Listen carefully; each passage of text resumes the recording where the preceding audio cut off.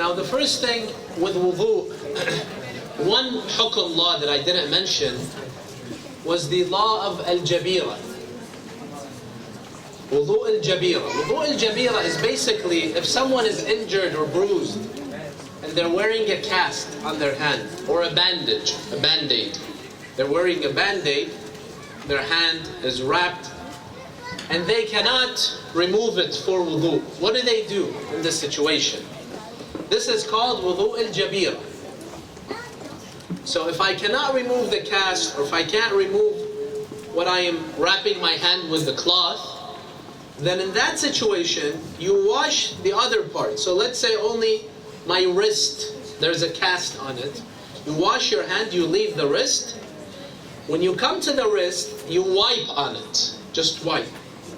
So instead of washing it, just gently wipe on it and then wash the other parts. This is called wudu al-jabira. The places where you cannot wash because there is a bruise or there is a cast, then you just wipe on it.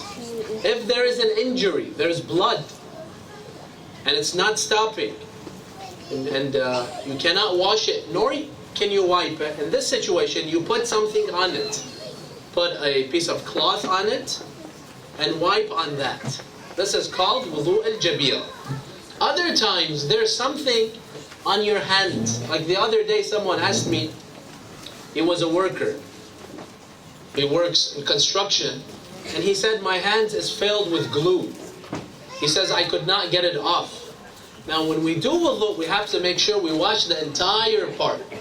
So that glue serves as a barrier between your hand, for example, and the water reaching it. What do you do in this situation? In this situation, there are some different fatwas from the ulama. But Sayed Sistani says, do wudu and then do tayammum after. Do wudu and then do tayammum after that. And tayammum, you just find somewhere where there's dust. You put your two hands on the dust. Then you wipe your face like this. Then you wipe the top of your right hand. And then the top of your left hand. Just 4 things. Put your hand on the dust. Then start from your forehead and go down. Then wipe with your left hand, wipe your right hand, and then with your right hand, wipe your left hand. So if there's any barriers that you're not able to remove them, it's non-injury barriers. Non-injury barriers. You do wudu normally, and then you do tayammum. But if it's jabira for injuries, you just wipe on the cast. This is one law regarding wudu. Now there was one question also regarding what they call al-wudu al-irtimasi. Another way in which you can do wudu, instead of taking the water and put it on your hand, the water is running in the sink. You can just put your hand under the sink. So the water will first put the water over your elbow, and then just move your hand until your entire hand is wet. This is another way in which you can do wudu. Most people don't do wudu in this way, but this is also a way in which you can do wudu. Question? This is the other way where you can. This is only with the hands you can do that. Put the water on the hand, the water is coming down, running. Start with the elbow area and go down. Just move your hand like this from the top to the bottom. Make sure the water submerges all of it. This is with the wudu. There was a question. Now this doesn't really have to do with the laws of salah, but because I mentioned this point, there was a question about it, and that is the sujood of Adam. Why did Allah order the angels to do sujood to Adam when Adam is a created being? Sujood is only for Allah. Here there's 2 opinions between the ulama. Listen carefully. The first opinion is that the sujood was for Allah. Adam was the qibla. When we do sujood in Masjid al-Haram, are we doing sujood to the Kaaba or to Allah? To Allah, of course, right? So why do sujood to the Kaaba then? The Kaaba is your qibla. So Adam was the qibla, but the sujood was to Allah. This is one opinion. The other opinion says no. The sujood was for Adam. Why? Because Allah wanted. Allah wants you to do sujood for Adam, you do sujood for Adam. لا يسأل عما يفعل. Allah subhanahu wa ta'ala orders what He likes. He created Adam. He wanted the angels to do sujood to the Adam, to highlight the importance of Adam. Now there's hadith that tell us because of Ahlalbait that were in the progeny, in the offsprings of Adam, fi sulb Adam, that's what made Adam so great. This representative of Allah, that Allah says in the Holy Quran, وَإِذْ قَالَ رَبُّكَ لِلْمَلَائِكَ أَنِّي جَاعِلٌ فِي الْأَرْضِ خَلِيفَةً. Allah told the angels that I am creating this new human being. He will be my representative in the dunya. Until the end, when they start to object, He said, قَالَ أَنِّي أَعْلَمُ مَا لَا تَعْلَمُ. I know something that you don't know. The hadith tell us, I know that Ahlul Bayt alayhi salam will come from this Adam. So the sujood was to Adam, but because Allah ordered it, then it becomes okay. Whatever Allah orders us to do, then it becomes wajib. And that's why we have in the story of Prophet Yusuf. When his father came, and he was the prime minister, he was in the government, in the end of the story, as soon as he saw Yusuf, he did sujood, that he saw in his dream. إِنِّي رَأَيْتُ أَحَدَ عَشَرَ كَوْكَبًا وَالشَّمْسِ وَالْقَمَرِ رَأَيْتُهُمْ لِي سَاجِدِينَ. He saw in his dream the sun, the moon, and the stars are doing sujood to him. So even Yaqub, who's a prophet, did sujood to Yusuf. So sujood, if it's by the order of Allah, then it becomes halal. Now we cannot do sujood to anyone because the Prophet said it is haram to do sujood, but for Allah, this is for Muslims. Sujood now is only, you cannot do sujood for the imams even. You cannot do sujood for Rasulullah to their graves, only for Allah. So these are some of the ahkam that we may have missed. Now that we finished all the ahkam that we mentioned, I will move on to qada. If someone does not pray in the designated times that I mentioned, for each salah I mentioned there's a specific time. If I don't pray for any reason, this is when the salah becomes qada. I have to make it up later. How do I make it up? The ulama states that in the same way you missed it, you make it up. So for example, let's say I live in this area, in the Amsterdam area, in The Hague, Amsterdam. What is this? Dordrecht? Yeah. Dordrecht? Dordrecht. Dordrecht. I'll try to get it, inshallah, next trip, with the Dutch accent, inshallah. So I live in Dordrecht, I live in Den Haag, right? Den Haag.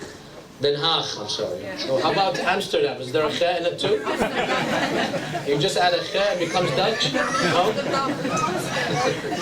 I thought it was that easy. It's not that easy, I guess. So you live in anywhere, you live in the Netherlands. Your wadifa, your job is to pray tamam, right?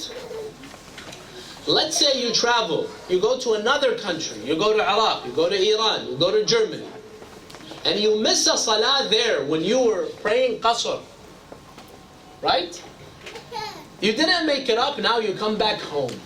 You want to make up your salah that you missed when you were in Iraq for 3 days. Do you make it up tamam or do you make it up qasr? Tamam. Two answers. Now you're making it up in your home. In your home you always pray tamam, right? Yeah. You don't pray qasr in your home. But the salah that you missed it qasr. So how do you make it up? You make it up qasr. Why? Because I mentioned the hadith of the Imam say, اقضي ما فات كما فات. Make up your salah in the same way you missed it. When you missed it, it was qasr. Now you make it up qasr. Whether you're home or traveling, doesn't matter. Vice versa. Let's say here in Dordrecht, I miss my salat al-isha. Tomorrow I travel, I go to France. I want to make it up. In France, I'm only there for 2 days. I'm praying qasr. I want to make up my salah from last night, which I was home. How do I make it up? Tamam. Even though my job is to pray qasr now in Germany, or wherever I am, in France, but because the salah, I missed it, it was tamam, I have to make it up now tamam. Is that clear? So just put a general rule so you don't mess up.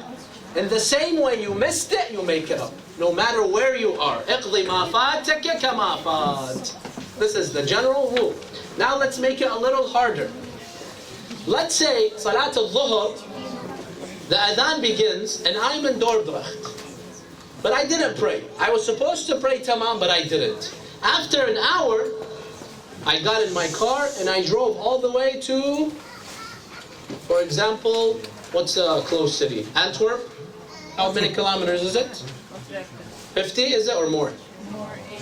80 kilometers, so it's far. And I'll get to that, the distance for Qasr.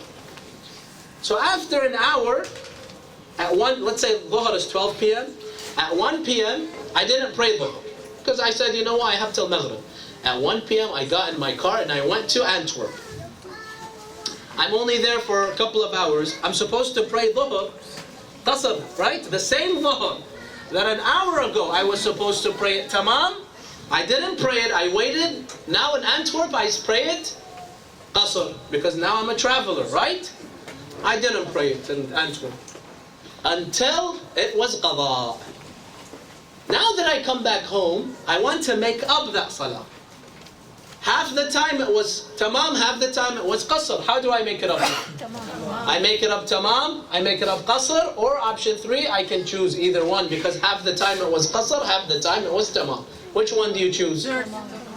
I choose? Third. If it's possible, qasr, do qasr. Qasr? If it's possible. Which time you was?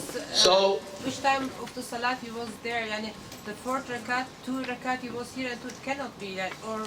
No. Let's say for 2 hours I was here, from 12 to 2, and then from 3 to 5 I was there. So 2 hours I could have prayed it tamam. 2 hours I could have prayed it qasr. I didn't pray it. How do I make it up? I make it up based on the last time, meaning when the salah is becoming qada, before sunset. When sunset happened, where was I? I was musafir, traveling, I make it up qasr. I had come back to my home, I make it up tamam. So you always look at the last 5 minutes before it is qada. That's how you make it up. Is that clear? Yeah. This is another mas'ala. Now, another thing regarding qada, let's say I want to make up salawat from last year. I missed a month. Do I have to pray the salah in a specific sequence? Yeah. Meaning, I missed 30 days. I have to make up day 1, and then day 2, and then day 3, and then day 4. Do I have to do that or no? I'll start with day 27. And then I'll go back to day 3. And then 18. Can I do that? Yeah. Or I have to make it up in the same sequence. The ulama state that there is no sequence. Don't even say which day. Just say I'm praying Dhuhr, ma fi dhimma, qurbat Allah ta'ala. Qada, qurbat Allah ta'ala. Which day it will count for, Allah will choose. The first day, the second day. The point is, I missed 10 dhuhrs, make up 10 dhuhrs. Don't say which day. But however, what you do have to make sure is, if you miss dhuhr and asr from one day, you cannot make up asr before dhuhr. Yesterday, let's say I didn't pray dhuhr and asr. Now, I have to redo dhuhr, then redo asr. But let's say yesterday I missed dhuhr and asr, and I missed maghrib and isha. The ulama state you can do maghrib and isha before dhuhr and asr, the qada. See what I mean? As long as asr comes after dhuhr, you're okay. You can play all you want. And the same thing with maghrib and isha. Pray maghrib, then isha of the same day. But does maghrib and isha have to come after dhuhr asr? No. You can redo maghrib and isha, and then redo dhuhr and asr, even though dhuhr and asr came first. So there is no sequence that you have to keep in mind, except these 2 points. Number 1, asr always comes after dhuhr of that same day you missed, and isha comes after maghrib. So if you missed an entire day, from fajr to isha, you can do it like this. You pray fajr, dhuhr, asr, maghrib, isha. You can also do this. Start with maghrib, isha, then go back to fajr, and then do dhuhr and asr. You can also do that. But if you do it like that, you'll get confused. So it's better just to do it No, naturally, start with Fajr and go down. This is the sequence that you have to keep in mind. This is with Salat al-Qadha. Some people, they miss Salat al-Subh. They don't wake up. Now, when do they usually make it up? With Dhuhr and Asr, right? He says, when I pray Dhuhr and Asr, I'll make up my Fajr.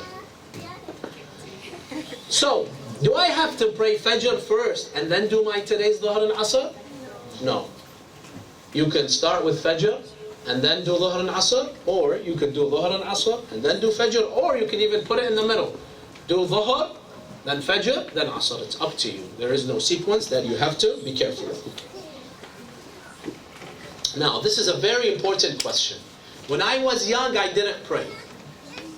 But I don't know how many days I missed. I don't know how many years I missed. What do? I may have missed a year. I may have missed a year and a half. Maybe I missed 100 salat. Maybe I missed 50 salat. I don't know. I can't remember because I didn't keep track. What do I do here? What you have to do is make up the minimum, not the maximum, the minimum. So it's between 5 years to 6 years. You can do 5 years and that's enough. It's either 10 years or 11 years. You can do 10 years and it's enough. So you can do the minimum. The minimum that you think you missed. There's a minimum and a maximum. You can do the minimum and you will not be asked by Allah about more than the minimum. Because more than the minimum you don't know, right? The minimum I know. 5 years I know I missed. As they can say, I could do Halaf bil Abbas. I missed 5 years.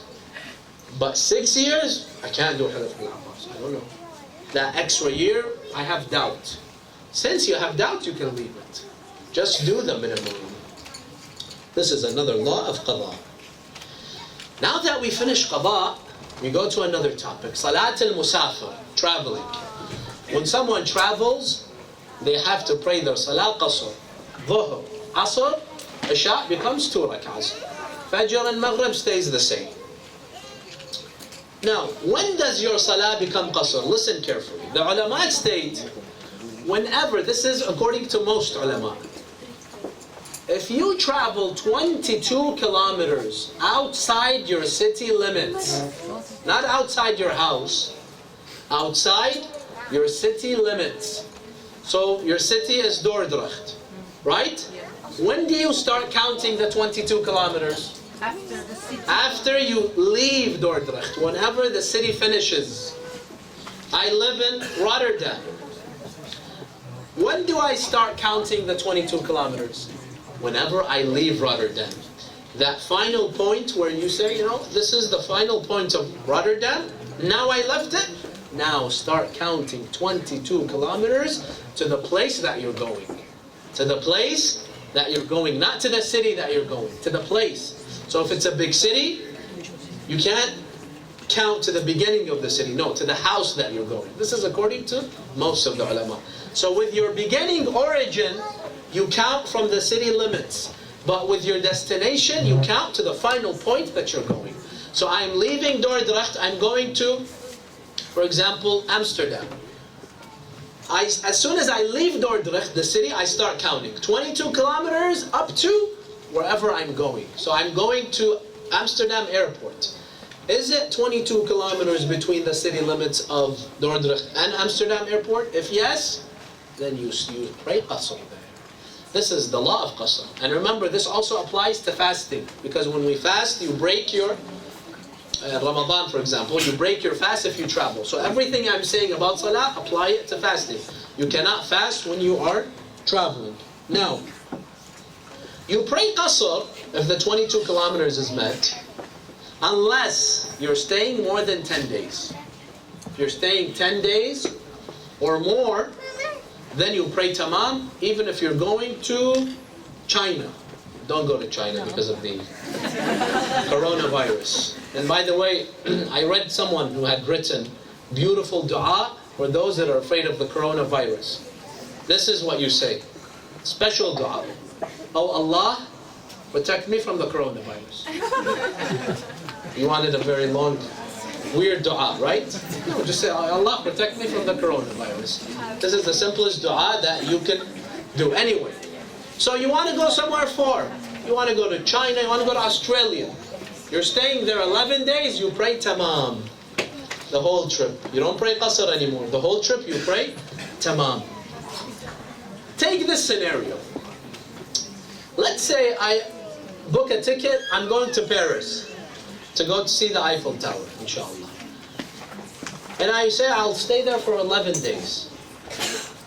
Once I get there, I see the Eiffel Tower, I say, you know what? 1 day, 2 days is enough. So then I change my ticket. And I decide to leave after 2 days, 5 days, 7 days, less than 10. What do I do here? The ulama say this. I'll explain. They say, if you had prayed one salah that is made of four rak'ahs, meaning you prayed one dhuhr, one asr or one isha, before you change your mind. Remember when you arrived to Paris, you thought you were going to stay 11 days. So you prayed dhuhr 4, prayed asr 4, prayed isha 4. As long as you prayed one ruba'iyya, one salah that is 4 units, then you pray tamam the entire trip, even if you decide to leave before the 10th day. So I arrived to Paris, I think I'm going to stay 11 days, I pray dhuhr. After I pray dhuhr for rak'ahs, I say, you know what, I'll change my ticket, I will leave tomorrow. How do I pray asr?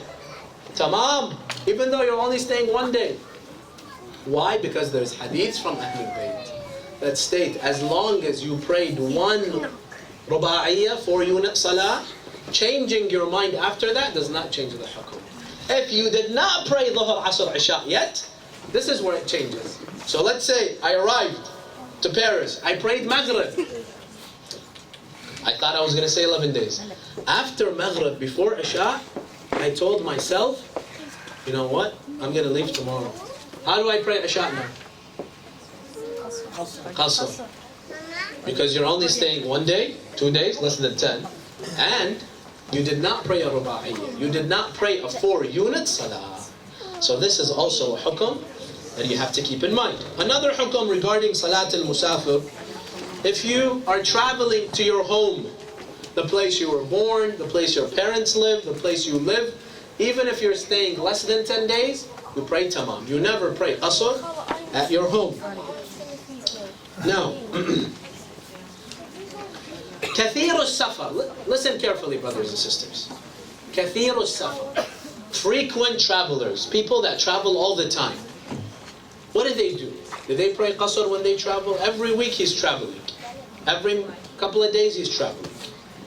Kathir al-safar, according to a Sayed Sistani, always prays tamam. Always. So let's say every week I travel to Antwerp. I travel to Paris, to Berlin, so anywhere maybe. I go for 2 days and come every week. I go for 3 days and come back. Because I'm a frequent traveler, I'm always traveling, I am kathir al-safar, I always pray tamam, I don't pray qasr anymore. Why? Because qasr should be the exception. When you're doing it every week, you're basically, it's like you're overdoing it. You're praying too much qasr. So that's why you pray tamam all the time. But the question is, how do we define kathir al-safar? How?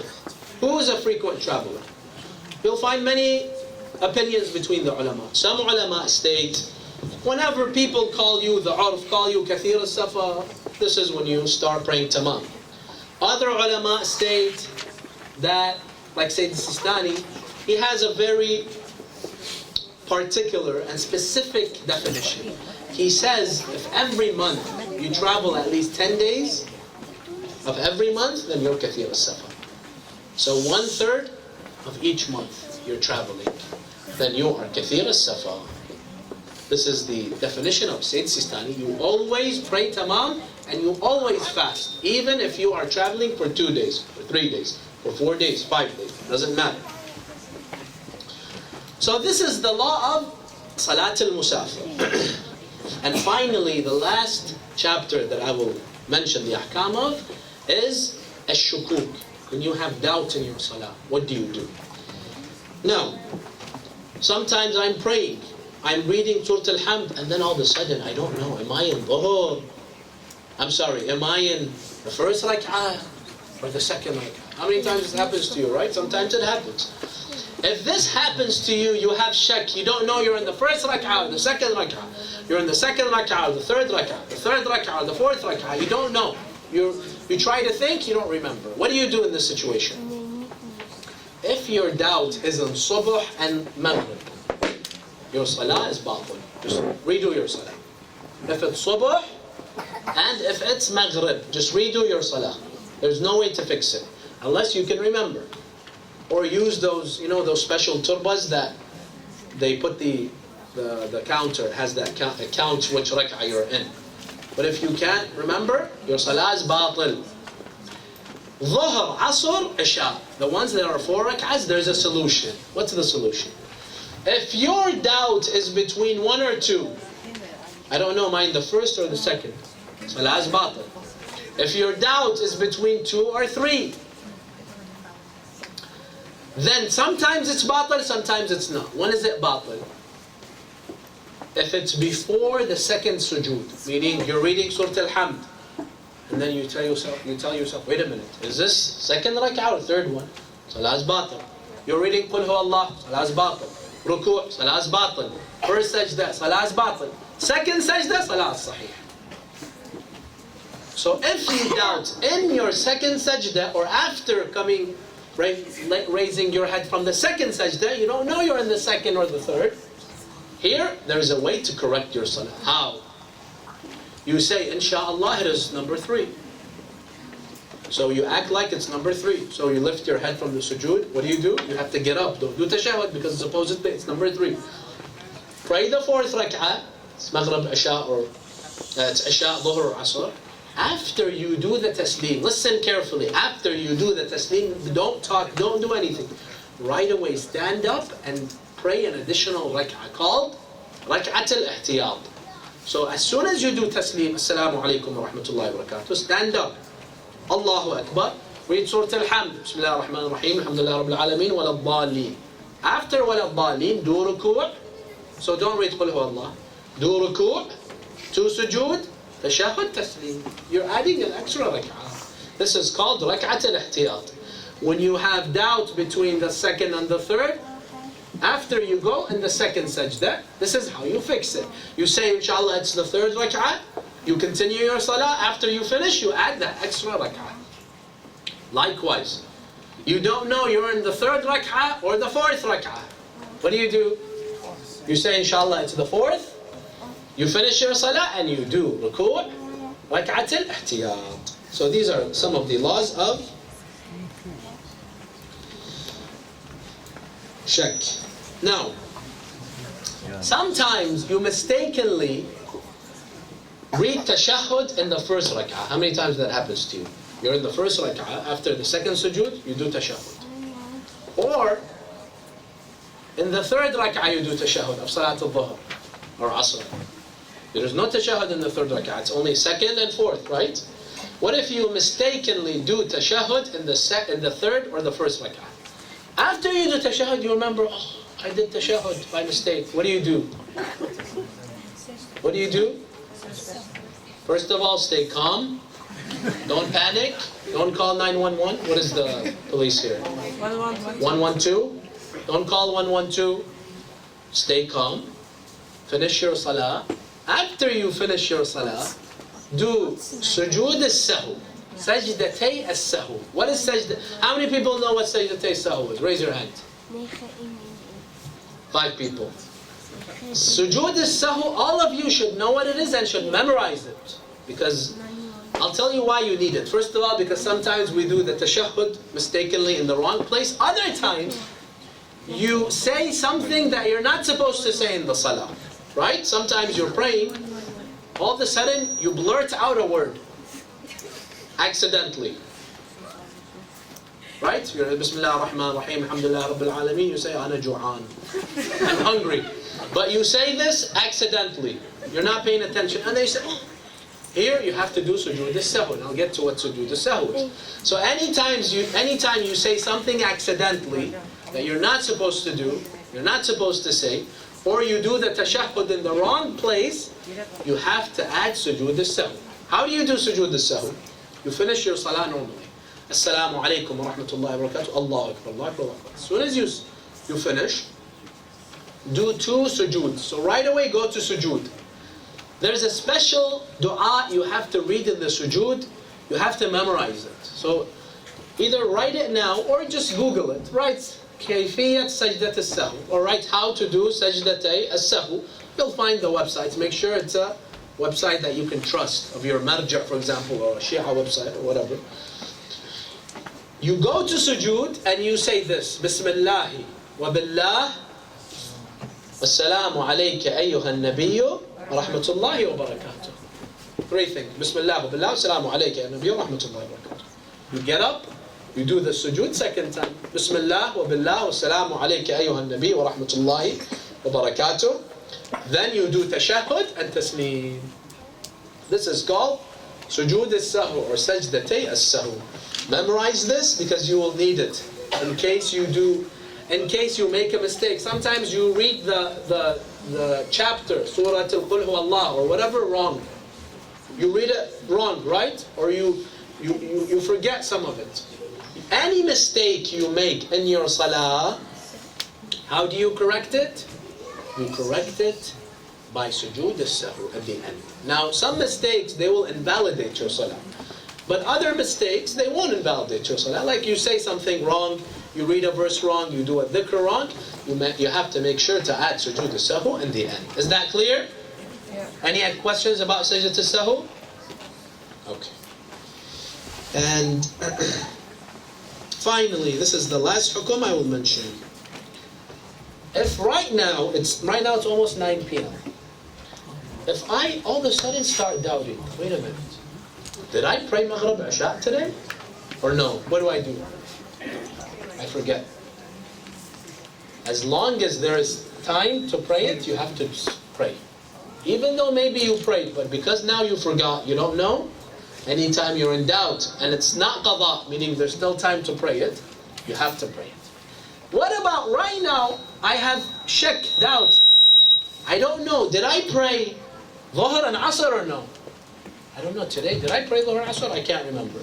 You don't have to make it. Why? Because the time of Dhuhr and Asr finished. You say, inshallah, I prayed, and it will count for you. Even if you didn't pray, Allah will not hold you accountable for it. So the rule is this: if you don't know you prayed or not, if there is still time, you pray it. If the time has finished, you don't pray it. Unless you're sure that you didn't pray it. Then you have to pray it, whether the time has finished or not. So these are some basic laws of salah.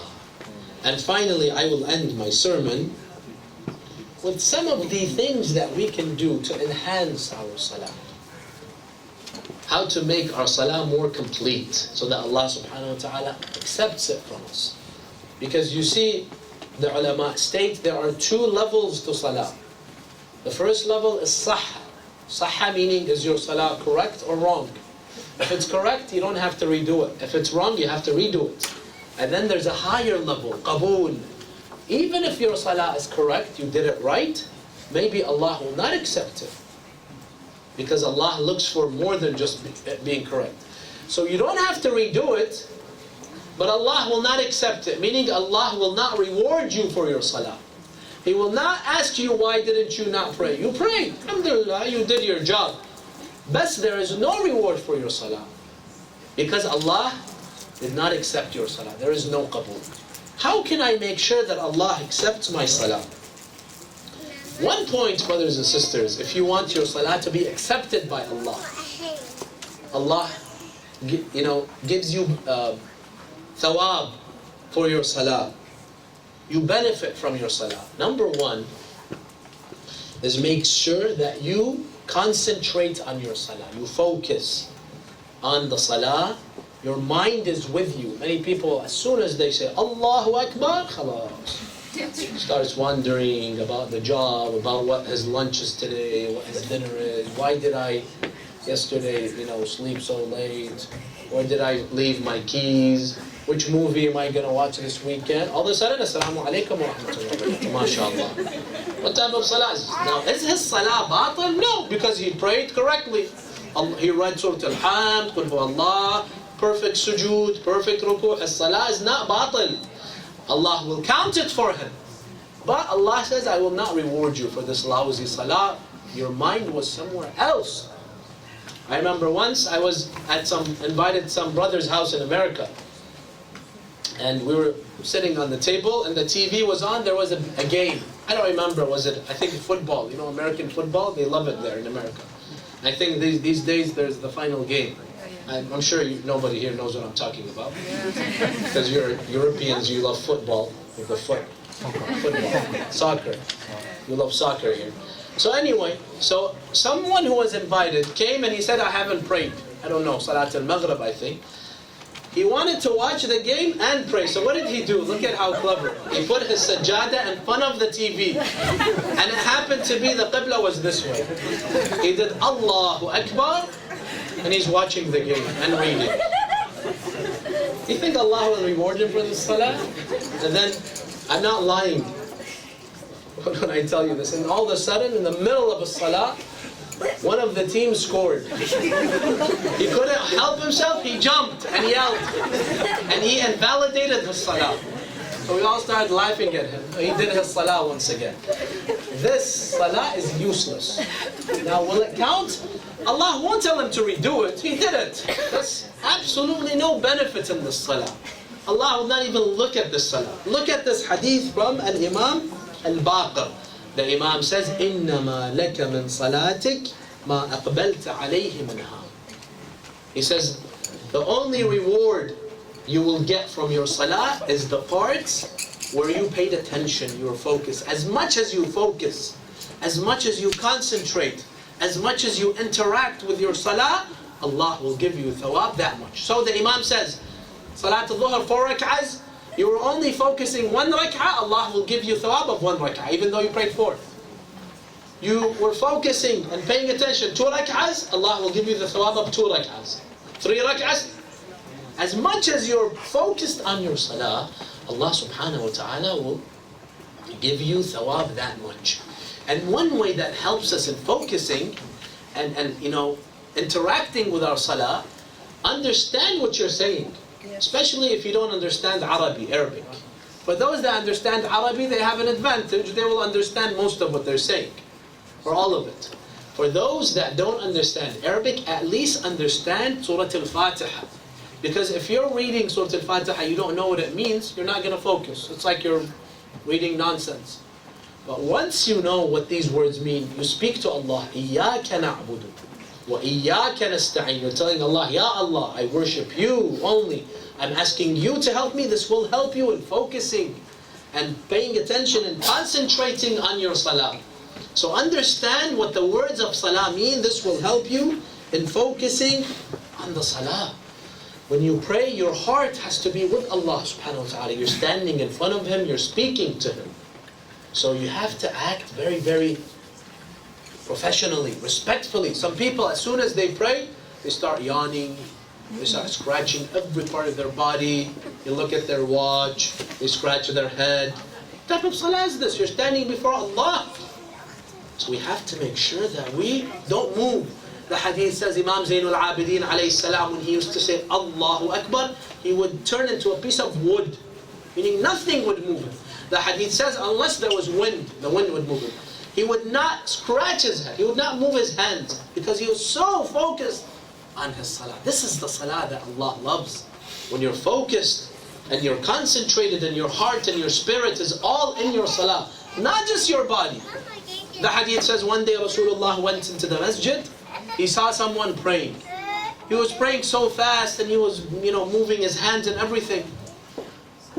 The Prophet says, نَقْرٌ كَنَقْرِ الْغُرَابِ, or نَقَرَ كَنَقْرِ الْغُرَابِ. He says this person is just like the crow, the bird, the crow, when it's eating food, how fast it eats, it picks its food.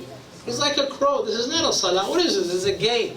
He says, لَإِن مَاتَ عَلَى هَذَا مَاتَ عَلَى غَيْرِ دِينِ. If he dies with the salah, it's as if he's not even a Muslim. This is not a salah of a Muslim. What is this salah? So you have to make sure you pray it slowly, focus. Don't pray in front of the TV. Pray somewhere where it's silent, it's quiet, so you can focus on your salah. The more you focus and concentrate on your salah, the more you will benefit from your salah. Some people say, I don't benefit from my salah. I don't see it's helping me spiritually.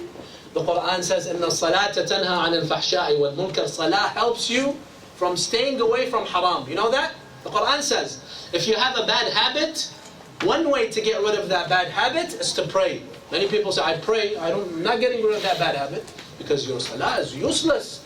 Your salah is worthless. You're not focused on your salah. When you're praying, you're thinking about everything else besides Allah. This salah will not have any benefit. The salah that will have benefit is the one when you're focused. The more you're focused, the more you will see the results, and the more benefit and reward you will get from Allah subhanahu wa ta'ala. So that's the most important condition of al-qabul. You want Allah to accept your salah. You want Allah to value your salah. Focus on your salah. Concentrate with your spirit, your mind, and your heart. Number 2, pray on time. We said Dhuhr and Asr, for example, you have from midday, 12, let's say, to 5 o'clock. You have about 5 hours. You can pray any time in those 5 hours, but the faster you pray it, the better. The faster you pray it, the better. The more thawab there is. The more ajr and thawab you will get, and the more Allah will value it. And don't make it a habit to always pray salah late at 4 p.m. Salat al-Maghrib, Isha at 10 p.m. Don't make it a habit. From time to time, it's okay. You have work, you have something, it's okay. As long as you don't miss the salah. But, however, don't make it a habit. This is number 2. And number 3, you want to add value to your salah. Make your salah more acceptable in the eyes of Allah. When you pray, pray on the turba of Imam Hussein. And I'm sure all of you have it in your houses. If not, you can get it from Iran, Iraq. It's sold everywhere there. Have a turba of Imam Hussein alayhi salam, and this will help in elevating your salah. Look, listen to this hadith from Imam al-Sadiq. He says, إِنَّ السُّجُودَ عَلَى تُرْبَةِ أَبِي عَبْدِ اللَّهِ الْحُسَيْنِ يَخْرُقُ الْحُجُبَ السَّبْعِ وَيُنَوِّرْ إِلَى الْأَرَضِينَ السَّبْعِ. You see, when you pray your salah, the hadith says, the angels lift your salah to Allah, to the 7th sky. In each sky, once the salah is going up, there's barriers. Allah will look for flaws and faults. Is this salah correct or not?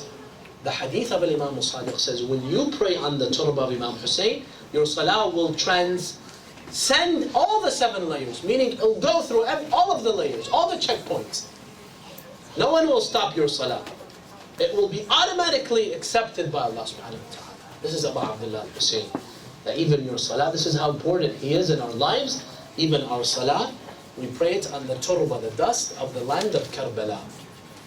This helps in your salah being accepted by Allah subhanahu wa ta'ala. Also adding perfume, cologne, this is one of the mustahabbat of salah, praying in the masjid. This is another one of the mustahabbat, and so on and so forth.